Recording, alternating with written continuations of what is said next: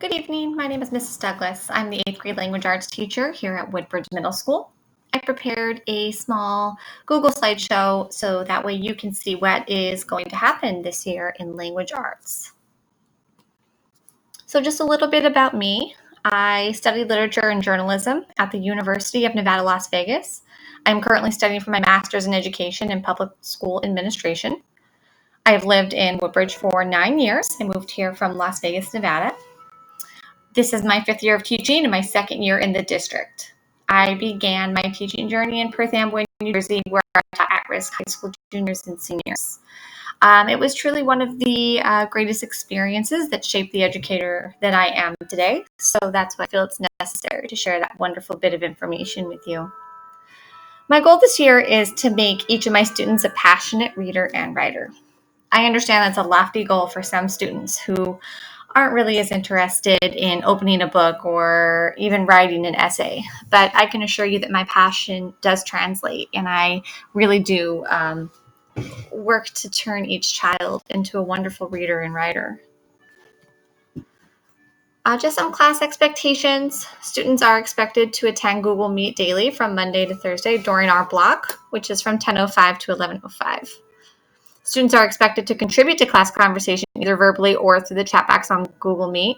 I have let the students know that if they feel uncomfortable unmuting their mic and sharing out, that typing in the Google chat box on the side is just as fine.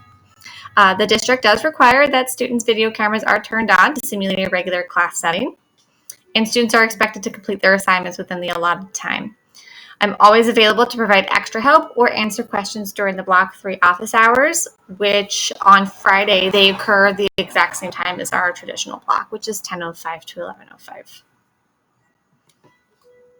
So the virtual learning expectations. These are expectations that were given to us from downtown as Mr. Bader had laid out for us, and it's something that we're really implementing because we feel it's going to give each child the best opportunity for a great virtual learning experience. Always be on time. Be in a quiet and appropriate place for our video meeting. Be prepared. So computers charged or have the charger handy. If they're using the AirPods to listen, just to make sure that those are charged as well. As I had mentioned in the previous slide, keeping the camera on for participation. We've encouraged some of the classes to download a Nod Google Chrome extension. This is just a fun, interactive way the kids can use emojis to raise their hand or give a thumbs up. It just adds a little bit more to the experience. It's not mandatory, but it's just a fun little addition. Wear appropriate clothing, just as if we were in school. And mute yourself upon entering the meeting and when others are speaking. Some of the other expectations, be attentive at all times during the video meeting. Raise your hand either on camera or the Nod extension that I had mentioned. Type questions in chat if applicable and appropriate, and speak clearly. This is something we're really trying to get the kids doing. And also, of course, be respectful to teacher, participants, and to yourself. So this is just the year at a glance. This is also something that I have shared with the class. Unit 1 that we just started is historical fiction. We will be reading The Telltale Heart by Edgar Allan Poe. Following that, we will read excerpts from Flowers for Algernon, and then we will close out the unit with The Outsiders by S.E. Hinton. The Outsiders is always a huge hit with 8th graders, so I'm really excited to teach this unit with them again. So one of the things I do is I flip units 2 and 3. So I do unit 3 first because I like to align the diary of a young girl, as you'll see underneath unit 3. As we get closer to Hanukkah, it really makes a great connection and sparks fantastic conversation among the kids. So after the personal narratives and drama unit that we just discussed, move into research and science fiction. From there, we will read some poetry selections and then move into Ender's Game. We'll close out the year with a creative writing unit where we will read short story selections and A Midsummer Night's Dream by William Shakespeare. This is actually the graphic novel of A Midsummer Night's Dream. And it really, really is a great resource to have with the 8th graders, because although Shakespeare sounds a little daunting in theory, they actually really, really enjoy it and they have a fun time learning it. So in addition to those readings, you'll see on the right-hand side of the screen, there are corresponding writing assignments. Unit 1 is a historical fiction. So what that means is that each of the students will choose a time period. It could be the 1900s, 1950, 1920, 1980, and they'll write a story from that perspective. Last year, I really got some fantastic pieces of work. Unit 2 is a research paper. The research is actually a fantastic unit because they get to choose the topic as long as it's appropriate, and they do their own traditional research. But what they do is they don't turn it into a paper, it turns into a script, and they create their own research podcast that is saved just into their district drive. It really is a fun project. Unit 3 is a personal narrative, so a short story about a fantastic day or a big moment for them. And Unit 4 is a short story written from a creative perspective. Each piece of writing will be added to the student's Google site. This is something that we'll go through we'll go through it together. And what this is it acts as an e-portfolio for the 8th graders that they'll take on to high school. And as they write in high school, they'll add the work that they do in 9th, 10th, 11th, and 12th grade. They'll add that to this e-portfolio. So when they're heading off, if they decide to go to college, they'll have this virtual e-portfolio to bring along with them, which is a really great resource. This is just a list of some of the applications and websites that we'll use in class. Membean is a great website that helps with vocabulary. Google Classroom we use daily along with Google Meet. Flocabulary is a ton of fun. So Flocabulary turns learning vocabulary or historical concepts or even parts of the story, just to name a few examples. And it adds a little bit of a hip hop volume to it. And it's a lot of fun and the kids always seem to enjoy it. Edpuzzle is another great resource along with Flipgrid, Kami. You'll see Quizlet and Kahoot. Those are great for like refreshers before a quiz. It adds a little bit of a competitive nature in Kahoot. And the Google Meet breakout rooms is something that I'm working on to do with the students.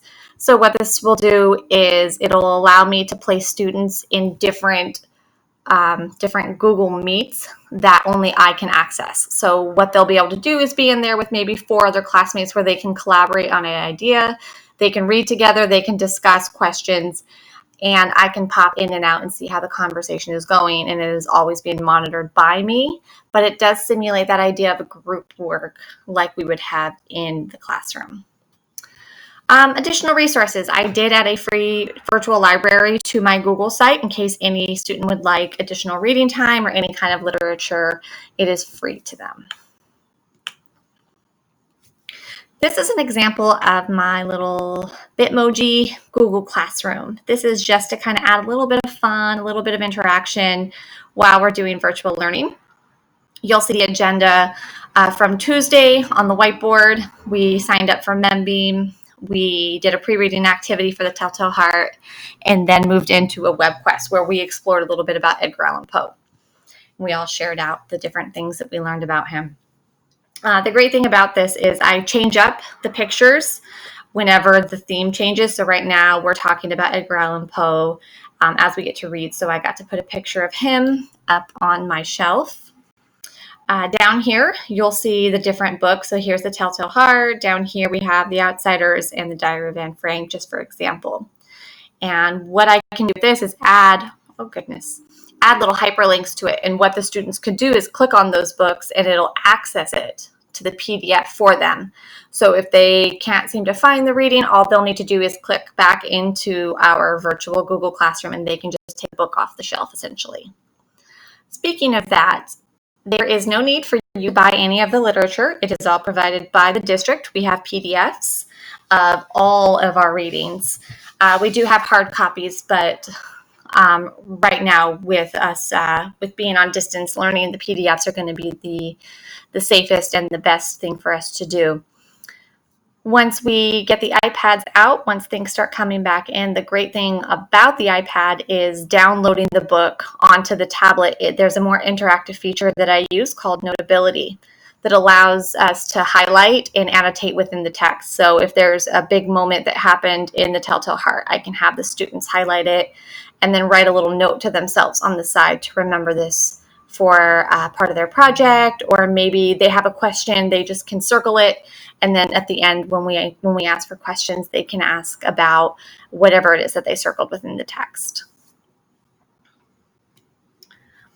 This is the grading policy that is issued by the district, with the minor assessments being 66.5%, major assignments 33.5%, and late work 5 off the overall grade for each day. This is just a very standard grading policy. If you've been in the district, especially since middle school, you're very familiar with this.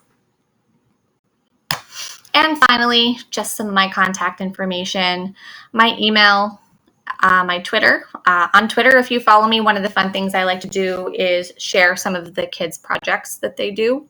I like to post that on Twitter and rave about them. Of course, I get their approval first if they'll allow me to share some of their work. And Remind 101. This is a great application to use so that way you can text me or your student can text me and ask a question. It doesn't give me their phone number or location, and you don't get my phone number or location. So it's just for educational purposes only and to help clarify anything that may be confusing to them.